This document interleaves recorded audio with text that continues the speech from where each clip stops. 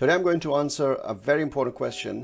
One of our members called Emma, she is undergoing her stage 1. So stage 1 is the first 20 trades that you would take using the setup 1. It's basically one batch, or you can convert it into 100 trades or 50 trades, whichever you like. But the minimum requirement is 20 trades to see how you feel about the setup 1 and if you can follow the rules. It's about disciplined trading. Now, this is batch 2, trade 4 for her, and she's encountered this particular particular situation where she is wondering whether she should have taken the trade. There is this fine understanding between the two things. Do I become completely mechanical about trading? Do I just follow the rules to the T, or do I use my intuition in there or my analysis of the market at that moment? So that is a very important question. It's one of those thoughts, one of those situations that the system is designed for this kind of situation. It is the purpose of the system to take a trader through a journey where they would come across a situation like this and ask questions like this. So well done to Emma for actually realizing this and then documenting it. And this is why keeping a journal becomes very, very important, is because if you came across this thought and you did not record it, it would have just gone through and nobody would have known, and you would not have learned from it. So the question is, so here's a trade that she's taken, and the trade is obviously a losing trade. But there's an interesting thing. When I look at this chart, the first thing I would have seen is that this is not the high probability trade. Why? Because I see this, that price is going down and then it's going up. I see that the M5 chart, I think it's down. This one is also down. So that means that her trade over here was on this. So this is done somewhere on the 18th of September. What I'll do is that I will go to TradingView platform and then we will look at this chart from multiple time frames. But first, let's look at the question. Should I take, so she writes, should I take trade like this when my mind screams, don't do it? This is a very interesting situation. And what is the answer to this? So we'll discuss that in a bit. And then she goes, because it is according to the T20 rules, right? So should I take this trade even though my mind is screaming at me, don't take it? But it's also, the rules are there, my T20 rules are there, and it says I'll take the trade. So what do? Do I not take it because I personally can see the chart and I can see that this is not, like, I'm talking from her point of view. And then there's this decision, and then she writes that there's an impulse, so she's probably referring to this move up, and then there's the pullback, and then there's the cross of the zero line, CTZL, sleeping gator, yes, it's there, and the tight box. It is this that is the thing you should achieve of T20, right? In her own way, she's asking this very interesting question. Is it to just do what the rules say? So basically what she's asking is that is it the purpose of T20 to turn me into a 100% mechanical trader? So that then becomes the question. This is the question. Should I be a completely mechanical trader, or can I have my trading discretion? So in this video, I'm going to answer this question, but we're going to analyze the trade as well. Right, so the question is whether I should trade in a 100% mechanical fashion, or should I take, or does the trader have a discretion? And the answer to this is twofold. It depends. So during stage 1, when you are at stage 1 and you're taking the first 5 batches of T20, your job is to actually be 100% mechanical. So this is a DS1 trade. This loss that you've taken on this trade That is exactly what the system wanted you to do. So like she says, even if I know more, and most probably would have filtered this if it was a live account, then what's the purpose? What's that point? And the answer to this is that the first objective, the objective of the stage 1, is to actually turn you into a mechanical, 100% mechanical trader. That is, the reason for that is that you want to find out if you can actually follow your own rules.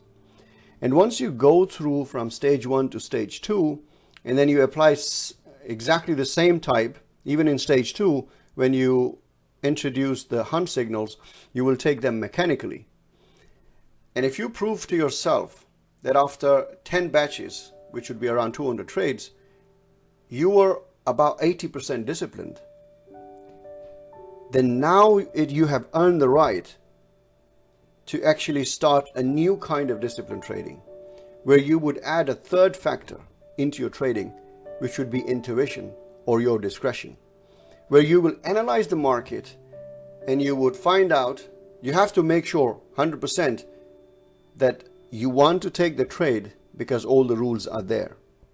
But if you don't want to take the trade and all the rules are there, then you'd have a specific reason for it. Likewise, some traders would also start taking trades where not all the rules are there, but they would take an executive decision. So the end result, the conclusion in this is that at stage 3, you have earned the right to actually make this trading style your own. Because at the end of the day, we are not robots. If it was robotic, we would not be trading it manually. We would just code it and let the algorithm do its thing. But that, we all know that that's not possible. If it was possible, we would all be just doing it. There would be no traders out there. It is our job. At the end of the day, all the traders are actually discretionary traders. You have to take the executive decision at the end. Otherwise, code it, put it in an expert advisor, and let it take the trades. But does that work? I don't think so. If it did, well, we would be in heaven. Okay, so unfortunately, I cannot recreate the 12-second or the 15-second chart that far behind, because this is 18th of September. It's far away. The farthest I can go is the 1st of October. So what I'll do is that I will recreate the M5 chart, which is this one. Okay. So here we see that the M1 chart has done a 3 down. London Open was here, comes down, goes sideways, creates a setup 1. Box is a bit too big. It's okay, not too big actually. It wasn't really a highly volatile day. Does a 3, then does a 4 and goes 5 down and then pulls back up. Now, very easily on the M1, when your chart on the M1 is like so, where you can't count the wave, you don't have a strong 3, and it's actually done a 3, 4, 5, and now it's consolidating, and it's inside the purple and the gator, you have no business going down to the 15-second chart or the 12-second chart. So basically, from that point of view, this was not a very good setup 1. But on the picture of the setup 1 that you have here, you have a 3 up, 4 down. But what you are not counting is that you have quite a lot of levels to the left. But that's fine, because stage 1, you don't have to count these things. All you have to do is look at a setup 1 and see if you want to take it. If I go into a little bit detail, this is what we call the 3-3 situation. So you have a 3 down, it's not followed by a 4 down, but then there's a 3 up. Now, if you just add this small rule that any 3 that you want to consider, like if you want to consider this wave 3, you want to make sure that the price, the highest price that creates this peak, should be the highest price on that chart. So it shouldn't be below this level. So considering this as wave 3 when there was no level to the left was a good idea. Plus, when you want to consider a wave 3, on this time frame, you want it to be in line with this time frame. So this is your M1, and your M1 is a sleeping gator. So ideally, I will not even give you a DS1 on this. Why? Because when you want to take a trade on the 12-second chart, you want to have your M1 gator to be open. That's your trend. Your gator here is asleep. It's inside a tight box. And M5 is going down. It's showing you a downtrend. So even if you didn't look at the M5, at least your M1 should be out. So like right now, what we see on this chart here on the M1, price is now below the box and below the gator. So when this situation happens, you'd be only looking for shorts. Whereas when you have taken the trade, your M1 chart was sleeping gator. So this is a DS0. It's not a good trade. You want to make sure that your M5 gator is open like this. It should have recently broken out of a consolidation and then pulling back. So when this pulls back, this will create, if this, suppose it created like another 2 or 3 candles, and then there was 1 or 2 candles of pullback on the M1, that's where the 12-second chart will create a setup 1 for you. Let me now go to today's charts. Today is not the finest example, but we can still find something. So let's suppose I go to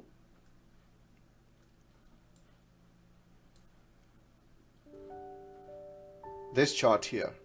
See this? Around this area and around this area. So I'm going to mark this. Right.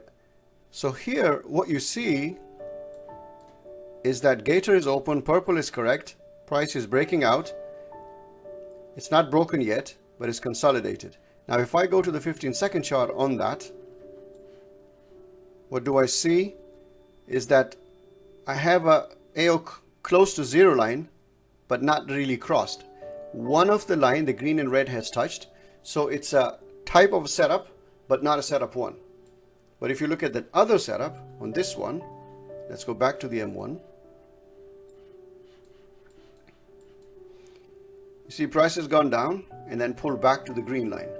Now if we go to the 15-second chart, look how price is going up. Let me delete this now. These 2 lines. You've seen a strong 3 down and a 4 up. This is the peak of AO. Purple is correct. Now let's have a look at 2 charts side by side. Let me change this template to the normal setup. And what you see now is let's get rid of that. So what you see now is on this chart on the M1, you have a strong price action. That's the impulse. Then you have the pullback. You'll have about around 5 candles. 1, 2, 3, 4, 5. You have 6 candles on this. And when you have 5 candle pullback on the M1, your 15-second chart AO will cross the zero line. You'll have a tight box and gator will sleep. Your entry would be here. Goes down. And in here your entry would be here. And on this it was slightly different. So that's what it is. So when you took a trade, your M1 chart was not open like this. It was something like this. So if your M1 chart is like this, sleeping, you don't want to go and trade the 15-second chart. If you look at it now, that if you were to trade inside this sleeping gator situation here, what do you see on the 15-second chart? Your 15-second chart has no structure. It's going sideways. It's really, really dirty. But sometimes you have a sleeping gator, but inside it on the 15-second chart, you probably will see something going on like a wave 3 and 4. You don't want to do this mistake. So if you look at this one here, let me click on it. See there's a little bit of formation going on. Gator is opening, but it's still within a sideways market. So we don't want to touch that. But now look at this setup. As you can see, this price has gone up because we are in a busy period now. It's a New York session pre-market. So price goes up, does 1, 2, 3, 4, 5 candle pullback, a perfect pullback if you ask me, because it's clear levels to the left, then it's pulled back, and now watch. What do you see over here? What do you see? You see a perfect setup one. That's the one. See, 5 candle pullback, and this is how you learn how to trade the hunt setup. So you have to train yourself to trade the correct setup ones, and at the same time keep looking at the 5 times higher time frame, what it does. And it is this: consolidation, breaks out, then pulls back nicely about 5 candles to the green line, and that would create your setup one for you. This was a perfect setup one, entry at 19. It goes straight up. Around here, price has gone up too far, too fast. Around 36 you would get out. If you didn't get out and you saw this very strong candle, it pulled back and closed below green line, you get out. So that's the setup one. Right now, I'm not really interested in this one, but it can be taken. This can be a beat trap, as you can see, up, but I want to catch these initial pullbacks. So that's the first pullback. This is the second pullback. The second pullback will have less probability of success than the first one. So you want to catch the markets in consolidation like this. Then you want to see it break out like it did break out here. And then you want this first pullback and then the second pullback probably. This one is not for me because what I can see is a nice beat trap happening. And it's already done. If I was long here, I would already be out because I keep my losers tight. So this was the question from Emma, a very beautiful question. This question should arise in anybody's mind when they're doing stage 1 and stage 2, and that is, am I 100% discretionary trader or am I 100% mechanical trader? And the answer to that is it has to be a bit of both. So you have to know your rules 100% correctly, but at the end of the day, it has to be you. So when you are going through stage 1, particularly stage 1, you don't worry about whether it's a profitable trade or a losing trade. All you need to worry about is, have I followed my rules? Turns out that you have not followed your rules correctly. Turns out that what you thought, that you thought that you shouldn't be taking this trade based on whatever your thoughts were. Subconsciously, you knew that something was wrong with this trade, and now you know what was wrong was that there was something wrong with your rules or your understanding of the rules for the M1 chart. The M1 chart was not ready. Your M5 chart was showing strong trend down. Your M1 was actually in sideways, and your 12-second chart was an uptrend. That's not what you want. You want the M5 chart to be going down. Not necessarily all the time, but you want the M1 at least. If you have all the 3 situations where your M5 chart, sleeping gate, open gator, M1 open gator, and then on the 12-second chart you have the 3 and 4, you want to take those trades. They will be high probability trades, and you will have a 70-80% win rate on those trades. So I hope this answers your question, and anyone else who's watching this video, I hope it's clarified how we pick the high probability setup 1 trades. If you like the video, please hit the like button and remain subscribed to the channel so you get a notification every time there's a new video. If you have any more questions, please do ask them in your forum, or if you're not a member of Aims, well, join us. But if you haven't joined yet, you can ask me any question in the comment section below. See you in the next video.